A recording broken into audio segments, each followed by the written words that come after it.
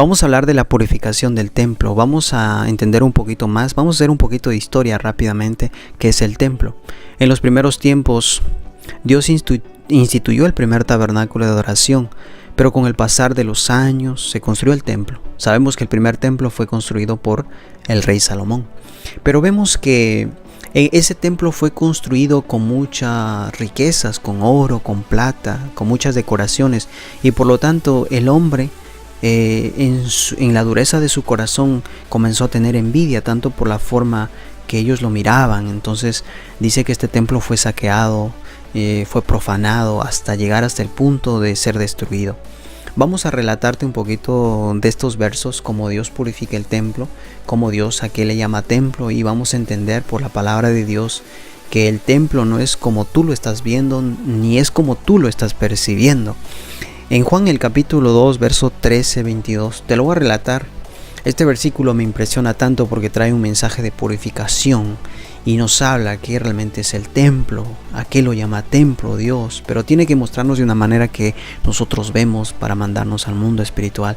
Siempre yo recalco y siempre yo enfatizo el mundo espiritual, pero el mundo espiritual es algo impresionante cuando tú entiendes la palabra de Dios, pero para entrar a ese mundo espiritual tú tienes que entrar primero viendo la manera física para que el Espíritu Santo te revele qué es lo que hay detrás del mensaje que Dios nos quiere transmitir. Vemos que Jesús dice que subió a Jerusalén y era el tiempo de la Pascua. La Pascua se celebraba todos los años, es el primer mes de Abib. Haciendo un poco de historia, la Pascua representa la emancipación del pueblo de Israel, del pueblo de Egipto, porque sabemos por las escrituras que el pueblo de Israel fue esclavo por muchos años en el pueblo de Egipto. Entonces Jesús instituyó ese primer mes de Abib. A los 14 días del año, dice que mandó a matar un cordero para que luego con esa sangre mancharan los linteles de las puertas, para que la muerte cuando pasara, dice que era una de las últimas plagas, no matar a los primogénitos de los israelitas, y al otro día ellos salieran de esa esclavitud rumbo al desierto, rumbo a la tierra prometida, obviamente. Entonces vemos que todo esto dice que Jesús estaba ya en los tiempos cuando ellos estaban celebrando la Pascua, y dice que entró al templo, pero se dio con la sorpresa, algo impresionante. Dice que ahí en el templo vendían bueyes, ovejas y palomas. Mi pregunta era, ¿por qué vendían bueyes y palomas y ovejas? En ese tiempo, cuando ellos estaban celebrando la Pascua, muchas personas, los sacerdotes, las personas que estaban encargados del templo, ellos lo profanaban de esta manera, por dinero, por cohecho. La gente que traía su cordero para sacrificar el día de la Pascua, ellos le ponían defecto, aunque sus corderos no tuvieran defecto, ellos lo ponían defecto. Entonces lo hacían de lado su cordero, todo lo que traían para el sacrificio, y ellos dice que vendían por debajo. Mira, esto está profanado, esto está con mancha, este cordero que tú traes es defectuoso, pero aquí tengo un cordero que está bien y te puedo vender. Por eso dice que Jesús se molestó. Entonces dice que hizo un azote de cuerdas, echó fuera del templo a todas las ovejas, los bueyes, esparció las monedas de los cambistas, volcó las mesas y dijo a los que vendían palomas: quitad de aquí esto, no hagáis de la casa de mi padre casa de mercado. Entonces vemos que sus discípulos dice que se acordaron de una palabra que estaba escrito: el celo de tu casa me consume. Los judíos respondieron, le dijeron: ¿qué señal nos muestras ya que haces esto? Respondió Jesús y le dijo: destruiré este templo y en 3 días lo levantaré. Entonces se sorprendieron porque él no lo estaban entendiendo. Sabemos que la palabra de Dios es espiritual y muchas veces las personas no entienden hasta que tú le explicas a través del Espíritu Santo. Vemos cuando dice: el celo de tu casa me consume, es que Dios más adelante iba a estipular un templo en donde Él iba a morar, en donde él iba a estar, y ese templo no se refería a un templo hecho por manos por manos de hombres o por manos humanas, no. Entonces Dios ya nos estaba dando una pista de que ese templo iba a ser para Él, y Él tendría que tener celos por ese templo. Querido amigo, querido persona que me estás escuchando, te voy a revelar qué es el templo. ¿Qué es el templo para Dios? en Primera de Corintios, en el capítulo 6, verso 19. ¿O ignoráis que vuestro cuerpo es templo del Espíritu Santo, el cual está en vosotros, el cual tenéis de Dios y que no sois vuestros? Entonces la palabra de Dios en Primera de Corintios nos está revelando que el templo es nuestro cuerpo, en donde mora el Espíritu de Dios. Vemos que el templo hecho por manos de hombres, Jesús lo encontró profanado. Y eso nos da una representación que ese templo, así mismo como estuvo profanado, así está tu templo. El mensaje que yo te quiero dar es que muchas veces nuestro templo está contaminado. Muchas veces nuestra mente, nuestro corazón está contaminado. Y nosotros vamos a un lugar, a una iglesia, a un templo, y nosotros lo llamamos templo porque nosotros nos vamos a cantar, nos vamos a adorar, muchas veces nos vamos a predicar, pero eso no es lo que Dios quiere de ti. Dios quiere que muestres una adoración en tu vida, en tu cuerpo, en tus acciones, en un testimonio vivo. Por eso en el apóstol Pablo, en la carta de los Romanos, le dijo a los romanos en el capítulo 12, verso 1, él lo declara de una manera tan impresionante. Una manera tan impresionante que ahora me sirve para darte un ejemplo de lo que Pablo les dijo a los romanos. Él les dice: por las misericordias de Dios, queridos hermanos, presenten vuestro cuerpo en sacrificio vivo, santo y agradable, que es un culto racional, que es un culto con la razón, que es un culto con el intelecto, que es un culto a través de tu vida, a través de tu testimonio.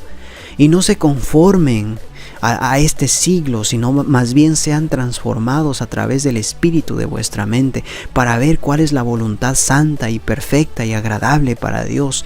Yo te quiero decir, la perfecta voluntad santa y agradable que le agrada a Dios es que tú rindas un culto a través de tu cuerpo. Pero yo veo que muchas personas y muchos de nosotros muchas veces hemos sido contaminados, muchas veces hemos sido profanados. Satanás ha puesto ídolos en nuestra mente, en nuestro corazón. Por eso la palabra de Dios nos relata que Dios no puede habitar dentro de nuestra vida, dentro de nuestro corazón, porque nosotros estamos poniendo un ídolo más que a Él en primer lugar. Por eso en 2 de Corintios, en el capítulo 6, verso 16, la palabra de Dios nos está instruyendo y nos está exhortando en esta mañana. ¿Qué acuerdo hay entre el templo de Dios y los ídolos? Mi pregunta es, ¿qué acuerdo hay entre tu cuerpo, tu vida, con muchas cosas que tú has metido en tu mente? Y muchas veces queremos ir a la iglesia, pero no nos despojamos de esos ídolos que tenemos dentro de nuestro templo, dentro de nuestro cuerpo, de nuestra mente, de nuestro ser. Y a veces llegamos a ser religiosos. Y muchas veces vamos a ser como fariseos, como escribas, que hablamos bonito, que predicamos bonito, pero en nuestra vida no se muestra ese testimonio santo y agradable, que es un culto racional. Entonces el apóstol Pablo, a la carta de los Corintios, le decía: ¿qué acuerdo hay entre ese ídolo, ese pensamiento malo, esa aflicción o ese afán que tú estás poniendo en primer lugar con las cosas de Dios? No hay ninguna relación, no hay ninguna intimidad. Por eso dice: porque vosotros sois el templo de Dios viviente. Como dijo: habitaré, andaré entre ellos y seré su Dios y ellos serán mi pueblo. Dios va a habitar en ti cuando tú sacas los ídolos de tu templo, cuando tú sacas ese afán y echas a correr todos esos ídolos que muchas veces nos afanan, nos hacen hombres esclavos, dependientes a esas cosas que Dios no quiere, lo que Él quiere, que nosotros vivamos en santidad, vivamos agradándole a Dios, pero en este cuerpo, en esta vida. Por eso dice: el celo de tu casa me consume. En otras palabras, está hablando, ese templo, yo tengo celos de ese templo si hay un ídolo. Y yo no voy a caminar dentro de tu corazón, dentro de tu vida, si tú tienes un ídolo, si tú no lo sacas por la palabra de Dios. Querido hermano, querida persona que tú me estás escuchando, el templo viene a representar nuestra vida, nuestro testimonio, nuestro vivir, nuestro caminar con Cristo. Pero muchas personas lo han malinterpretado este tema. Vamos a la iglesia, vamos al templo, Ese no es el templo, ese es el lugar de reunión en donde nos reunimos cada domingo, cada jueves o cada semana para rendir una adoración con palabras. Pero Dios es más específico, por eso Dios dice, yo conozco la mente y el corazón del hombre. Yo sabía que el hombre iba a ser muy listo para decir yo voy, yo me congrego, yo voy a la iglesia a adorarte. Pero Dios dice, voy a instituirte como templo a ti mismo para ver si tú rindes ese culto todos los días. Y esa comunión y esa relación tiene que ser todos los días, hermano. Por eso en la carta de los Hechos, en el capítulo 17, verso 24, Pablo llegó a un cierto lugar y él se paró. Y dice que en sus templos había un letrero o un escrito en donde dice, hermanos, yo veo que ustedes son muy religiosos porque en sus paredes de sus templos veo que dice adoramos a un Dios desconocido. Déjenme decirles, Dios no habita en templo hechos por manos humanas. Dios habita en ti porque tú eres el templo del Dios viviente. Entonces Pablo, de una manera irónica, quizás representaban iglesias, quizás estaba viendo aquí la iglesia tal, aquí la iglesia tal, y todos estaban como bien espirituales, bien religiosos, bien como aleluyas y como si ellos fueran tan santos, pero en realidad no tenían nada de santidad, ni eran como personas que le rendían un culto verdadero a través de su propia vida. Por eso yo quiero decirte, Dios no habita en esos templos hechos por manos de hombres. Dios habita en ti porque tú eres el templo. El lugar de reunión que tú te vas a ir a ofrecer lo que tu templo emana. De cuánta comunión tienes con el Espíritu Santo, con Dios todos los días o a través de la palabra. Por eso te quiero dejar esta reflexión. Con esto no quiero decirte que no vayas al lugar de reunión, tenés que irte, pero ofrece lo que Dios te ha dado durante la semana, esa inspiración, esa revelación a través de los cultos que le rindes todos los días a través de este cuerpo, a través de esta vida. Muchas bendiciones para todos, que Dios los bendiga. Recuerda, el templo eres tú, en donde mora el Espíritu Santo.